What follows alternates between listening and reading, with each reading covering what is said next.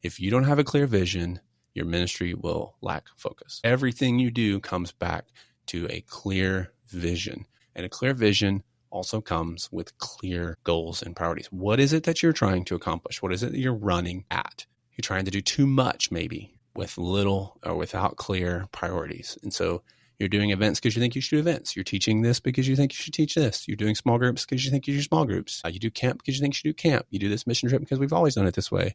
We don't really know why. There's no purpose in it. There's no thought behind what we're trying to move kids towards. There's nothing measurable then to do. You're going back to that first kind of trap where you're measuring things that don't really matter a ton because you're not sure what to measure because you're not sure what you're trying to achieve. And if you don't know what you're trying to accomplish or achieve, how can you ever know what to measure? Well, hey, everybody. Welcome to the show today. Thanks for jumping on and tuning in, listening wherever you are and wherever this finds you. And thanks for making this podcast today a part of your day. I am solo today, no guest, but tackling some things, a topic at least, that I think is really important. One that I was reminded of or kind of started thinking about with in a conversation that I recently had with a pastor about kind of their student ministry and kind of some things that they had seen kind of come and go, if you will, over the years and kind of where they felt like that student ministry had trended in the last few years over kind of the leadership there that their student pastor that they had. And so it got me thinking about then what other things would be helpful then to think through, because what causes that? In other words, what is it that kind of we fall into? And I think these are common everywhere. So we're going to tackle that today here, kind of 10, if you will, traps that I think youth ministries often fall into, and a good chance for us to take some inventory in our own heart here and our own ministries and see if we are guilty of these as well. So we're going to get to those in just a second, kind of walk through those. As always, listen, if you're not subscribed or following the show, make sure you do that so you get the episodes as they come out.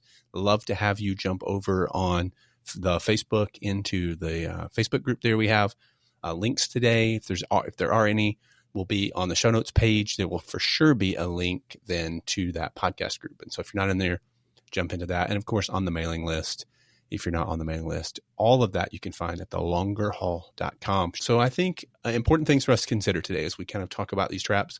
Look, we're all guilty of these at some point or another. So really helpful for us to stop and pause, particularly here, if you're listening to this as this is released towards the end of the year, as it's a good time for us to start evaluating and thinking through that. So let's jump in here today with kind of 10 traps that youth ministries fall into and how to avoid them. Welcome to the Longer Haul Youth Ministry Podcast, helping you survive and thrive in youth ministry. And now, here's your host, Jody Livingston.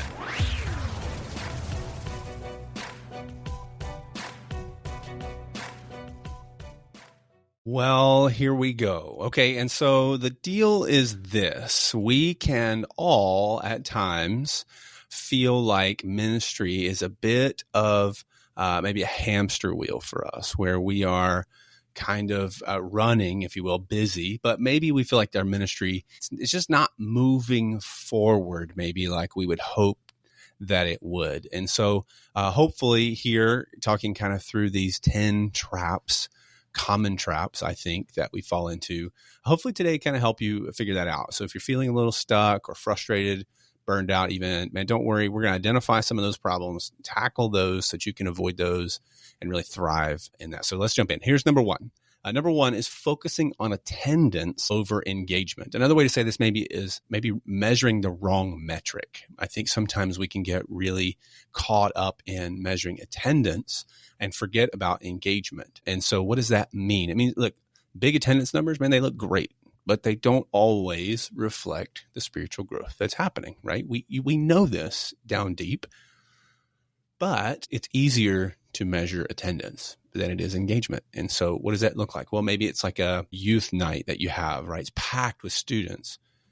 But if you were to back away, look, there's not really a significant amount of discipleship happening. You're getting people there, but you're not really doing anything with them. And there's room, and and I'm not even saying we shouldn't do youth nights or we shouldn't do fun activities. We'll get to that one in a minute. But sometimes we measure the wrong thing, and attendance, or butts and seats, if you will, kind of becomes this metric. And here's what we have to be careful of on this too. Oftentimes, we may not see this as the most important metric, but those in leadership over us do. And so we get very number driven. Again, partly because this is really an easy thing to measure. So what does it look like then to measure that in a healthy way? I think you've got to figure that out, and you have to shape that for those above you. So for example, I remember years ago, we'd gone to camp, taken some kids. We get back immediately. I'm asked by a church member how many kids made a decision for Jesus. And I think we had like one or two that year. And so I said, I had like one or two. And he said, man, praise God. If at least one goes, it's worth it. And I kind of stopped a minute and said, man, you know what? It's worth it if none do, if we're faithful in what we're doing. The result, or the metric of attendance, the metric of numbers. Like, in other words, camp is successful whether one receives Christ or whether 10 or 20 pray to receive Christ, if we are faithful. And so you have to shape that a little bit. If, for example, here's what you have to be careful of when people ask you how the ministry's going. If your first response is always to talk about the number of students coming and attending, you're probably focusing on the wrong metric. And listen, numbers have their place. They tell a story for sure. You shouldn't ignore them, but they're not the metric to end all metrics. And so you've got to shift the focus to meaningful connections. And maybe that's through small groups. Maybe that's through deeper discussions. Maybe that's one-on-one mentoring. In terms of engagement, you have to be able to move that over. And part of that starts with just you focusing on what is the metric that we really need to measure. And again, attendance is a part of it. It's just not the only part of it. Easy to focus on what's visible, but like often what's under the surface, usually that matters more. And that's true, especially when it comes to leadership, which takes us to number 2, leadership bottlenecks. That's you trying to do everything yourself. And we're all guilty of this one as well at times. There's no question about it. Sometimes we justify it because we say, oh, well, we're the one in charge, we're the one responsible, we're better at it than everybody else. Lots of reasons we do it doesn't make it okay. You trying to do everything yourself does not help your ministry. It's not even what you're supposed to do. You're called to equip others for the work of ministry. And so listen, you're the leader, but you're not the entire ministry. So trying to do it all, it's going to lead to burnout and it's going to stifle growth. So you kind of teaching the lesson or message, leading the game, you're driving the van, you're cleaning up afterwards, you're doing everything. Ultimately, you're going to burn out and you're going to limit what your ministry can do. You're going to limit the effectiveness of your ministry. So an example or an exercise I often take folks through in a coaching conversation, or if I'm somewhere with a room of youth pastors, or we've done that here with our team, make a list of all the things that you do. Everything. Nothing is too small to go on that list. Once you have that list, go back through the list. I want you to circle the things that only you can do. There's no one else that can do them. And maybe it's because it's your responsibility and your job. Maybe it's because no one else is able to do it right now, but these are the things that only you can do. Then I want you to go back through the list, and I want you to look for 1 or 2, no more than 2, things that others could do, but are life-giving for you to do.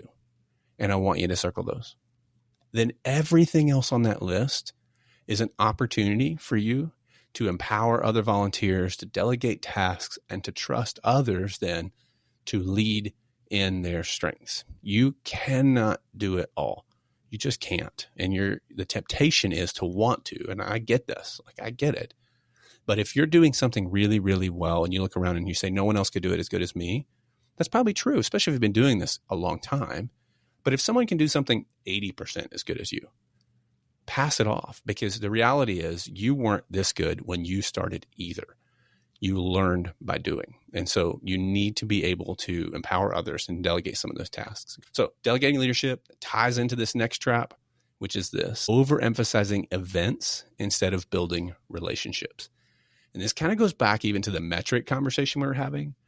But I think one of the traps we can fall into is that Because events, typically, we have more students, there's more excitement, there's more energy, a lot more budget often goes towards an event, certainly more time goes into it. It's more visible, easier to post about, easier to share about. All of these things begin to take a priority over the day in, day out, pouring in, investing, and building relationships with students. So events are great, but they shouldn't replace those personal connections with your students and with your volunteers. Look, like you've got a ministry, for example, you've got a ministry calendar. It's filled with events, but there's no space in there for any like mentorship or relationship building happening. You're just packing the calendar with stuff. And so you've got to be able to balance your time, if you will, between kind of some event planning and some moments and some space for relationship building. And so maybe that's coffee, taking some leaders out to coffee, or meeting with kids for coffee, or having kids over to your house, or whatever that looks like. You're mentoring students. Events have their place, but they can't be the thing. Because again, I think this third one here of overemphasizing events instead of building those relationships, I think it's kind of born out of that first one where we're just measuring the wrong metric. And this becomes an easy metric to avoid. To point to. It becomes an easy thing to look at and feel like, oh, we're being really fruitful in our ministry, but maybe the reality is we're not being as faithful in some of those things, those relationships that are going to matter most. Okay. So speaking of events and calendars, let's talk about the next one, which is the danger of doing too many things. Number 4, overloading the calendar with too many activities. Like a packed calendar. A packed calendar looks awesome because it looks like you're doing a lot of stuff. But the reality is it exhausts everyone, students, parents, you, volunteers. You're probably meeting weekly. Plus you've got a few retreats in there, camps. You may have fundraisers in there. You've got mission stuff, service projects, and then other things. All of a sudden, man, there's no breathing room in this. And we talk about how busy our kids are and families are and why they never want to come to our thing.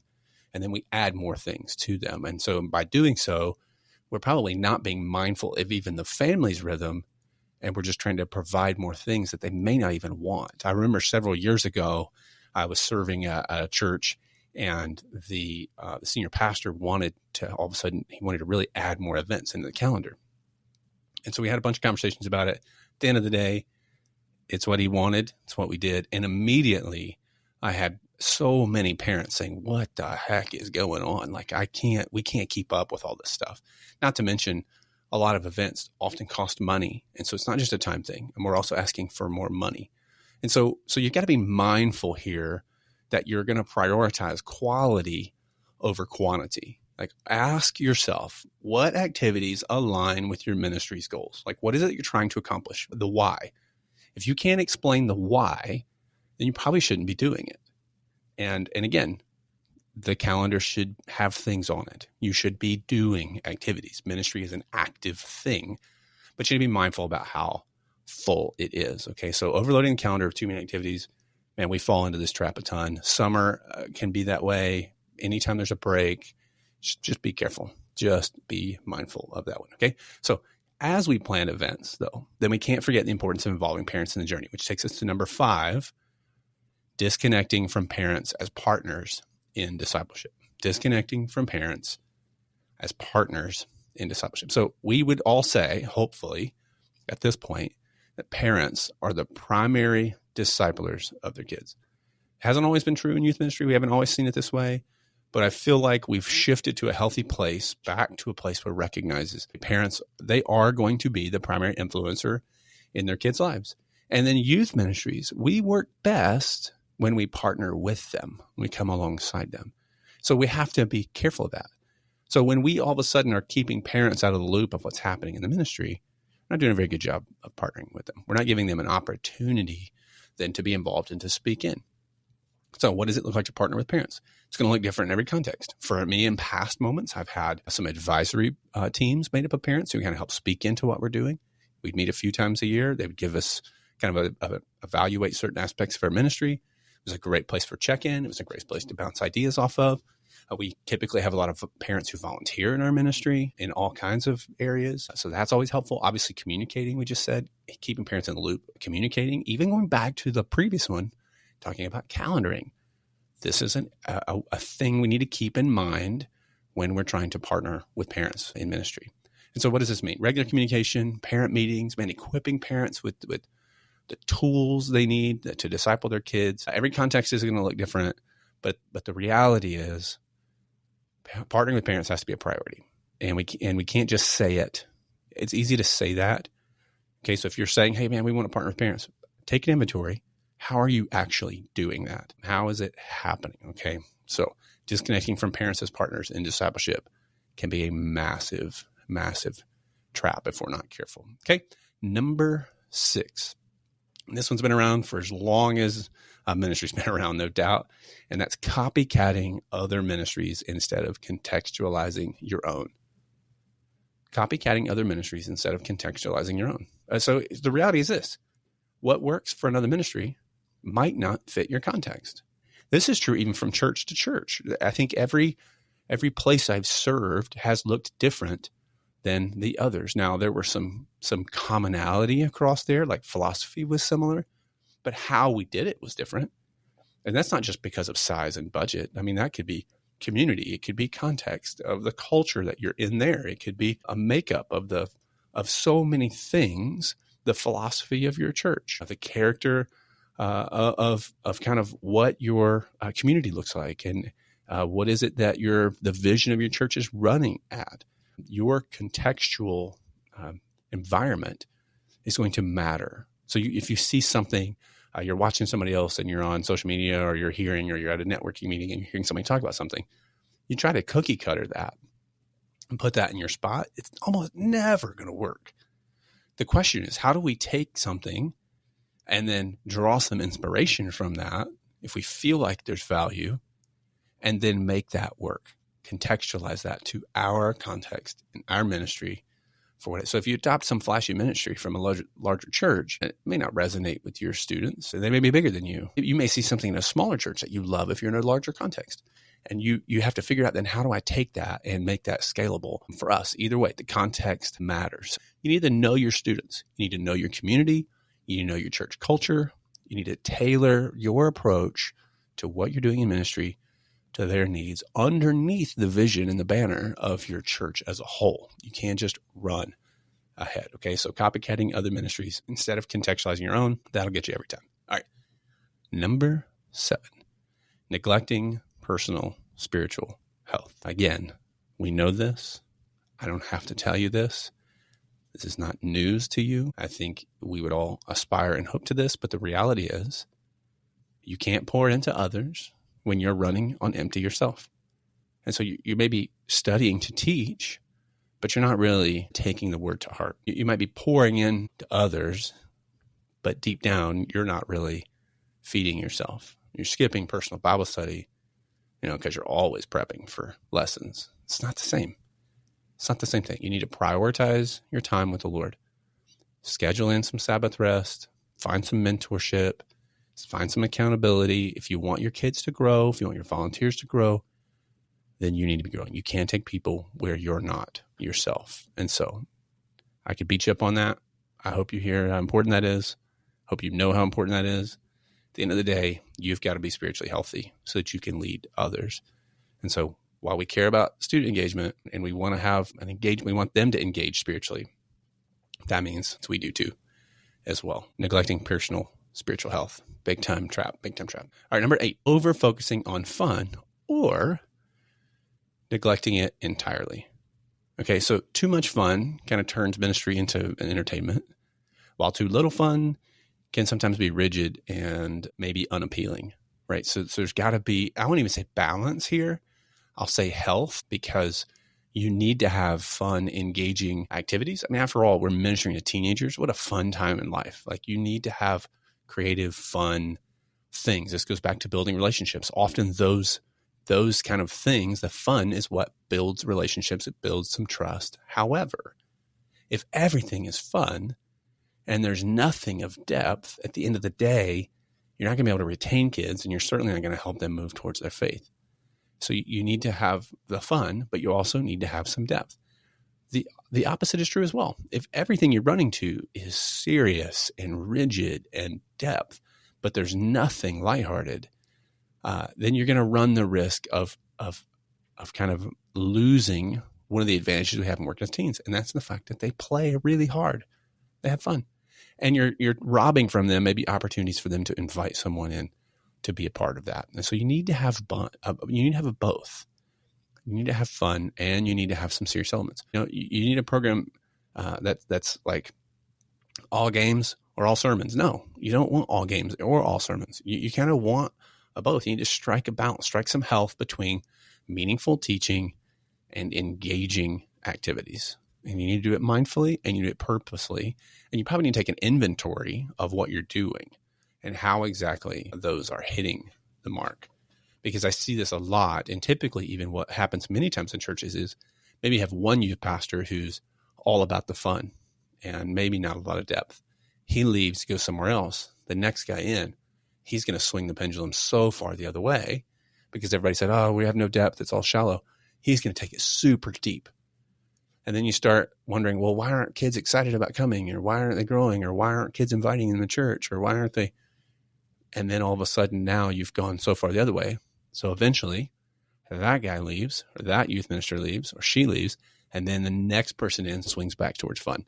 And so what you really want is some health and balance between. And if you're in one place for a really long time, by the way, you're going to have seasons where you might need things to skew a little more serious. Doesn't mean we're doing away with the fun, but we're skewing a little more serious, or some seasons where you need to skew things a little more fun. And it just depends. As your kids come through, as culture changes, as your church context and culture changes, you just need to be mindful of that. And so you need to have that. Now, all that to say, balancing that fun and that seriousness, if you will, it's easier when you have really clear goals for your ministry. And that takes us to number 9, which is failing to define clear goals for your ministry. If you've been listening to the podcast for any amount of time, man, you've heard me harp on this forever. If you don't have a clear vision, your ministry will lack focus. Everything you do comes back to a clear vision. And a clear vision also comes with clear goals and priorities. What is it that you're trying to accomplish? What is it that you're running at? You're trying to do too much, maybe, with little or without clear priorities. And so you're doing events because you think you should do events. You're teaching this because you think you should teach this. You're doing small groups because you think you should do small groups. You do camp because you think you should do camp. You do this mission trip because we've always done it this way.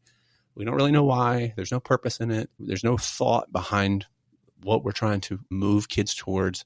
There's nothing measurable then to do. You're going back to that first kind of trap where you're measuring things that don't really matter a ton because you're not sure what to measure, because you're not sure what you're trying to achieve.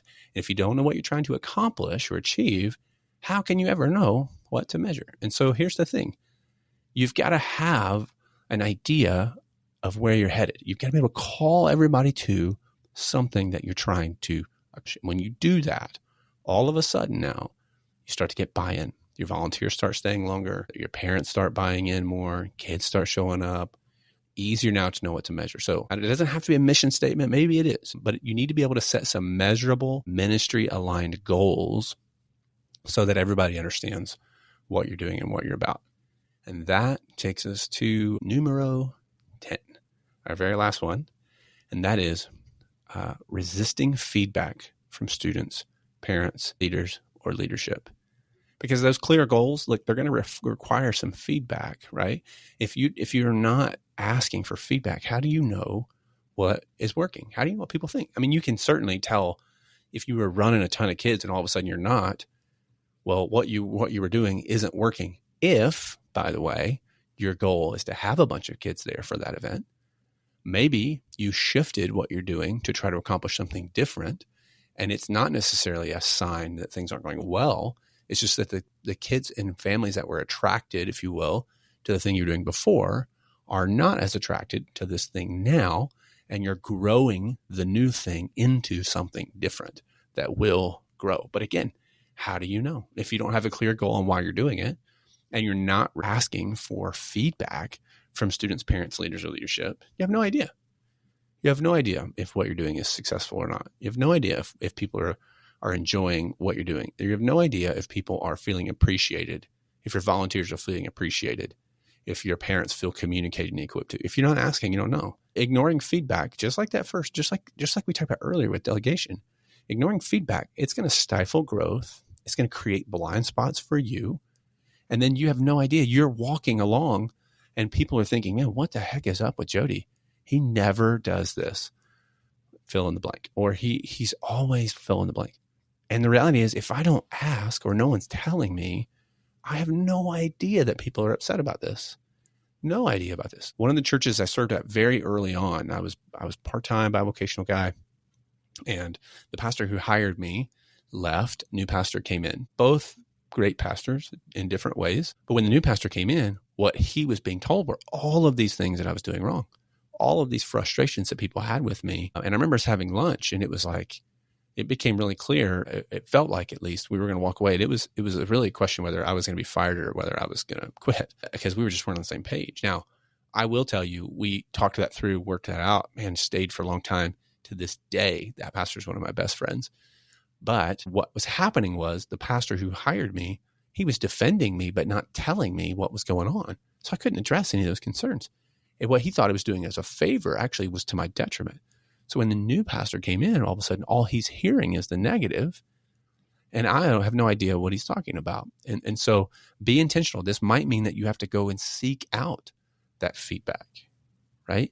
So be careful, because maybe you're dismissing concerns from parents or students about programming or about your calendaring or about a message. Like, sometimes we look, the reality is this: we never want to hear criticism. I don't know anybody that loves criticism. I see value in it, but I don't love it. I don't love it at all, but I see value in getting it. I see value in having it. And so what that means then is, if I see the value in it, I have to be able to listen to it. I have to kind of take the frustration that is often voiced to me from people, and then I have to figure out what to do with that. And sometimes that concern is not valid, and sometimes it is. But I have to be really careful and sometimes creative about how I ask for it and get that feedback. So how do you avoid this? You're going to create some systems for regular feedback, and you're going to approach the criticism with humility. Okay. And that's key. What can I learn from this? You may not agree with them, but is there something that you can learn from it? Okay. So here's our 10. Focusing on attendance over engagement, right? That was the number one. And so we talked about shifting the focus from meaningful connections, through small groups, deeper discussions, one-on-one mentoring. We're trying to shift whatever that looks like. We're going to shift a little over from that attendance metric to figure out what is it that we're really measuring that matters. We're going to be mindful about how we communicate the wins in our ministry. Number 2, leadership bottlenecks. Trying to do everything yourself, right? We're gonna hopefully you're gonna take some time. You're gonna write down what you're doing, figure out what you can delegate away, and you're gonna begin to hand some things off. And it's not gonna happen all at once. It's gonna take some time, but you're gonna work towards handing some things away, right? You're gonna delegate some leadership. You're gonna do this, empower some volunteers, delegate some tasks, trust others to lead. Okay. 3rd, overemphasizing events instead of maybe building relationships or some depth there. So we talked a lot about what does it look like then to be purposeful with what we're doing, that our calendar's not just filled with events, but we're not creating some space for mentorship, for relationships to happen. And so then we avoid that by balancing some time between the planning, event planning, and relationship building moments, right? Coffee shop visits and having students over, those kind of things. Number 4 was overloading the calendar with too many activities. And so just being mindful that we're going to prioritize quality here over quantity. We're going to ask ourselves as we regularly program, hey, what activities align with our ministry goals? 5 was disconnecting from parents as partners. So we're going to recognize the role that they play. We're going to be mindful of this. We're going to communicate regularly. We have parent meetings. We're going to equip parents with tools to disciple their kids, all these things. 6, copycatting other ministries instead of contextualizing our own, right? So make sure you are serving in the context you're in, not trying just to copy what someone else is doing. 7, maybe the most important one, neglecting your personal spiritual health. Make sure that you're walking in a healthy rhythm of your own personal life. 8 was over-focusing on fun or neglecting it entirely, right? We're going to work through those. 9 was kind of failing to define clear goals for the ministry, making sure we know what we're running at. We're going to have measurable goals, ministry-aligned goals there. And then finally, 10 was then reflecting or resisting, rather, feedback from students, parents, leaders, or leadership. Finding some ways then to get regular feedback, creating some systems for that, and then making sure that as criticism comes our way, we're approaching that with some humility of that. So these are 10. There's probably more. I'm sure you have some. They're common, I think, because ministry is so complex.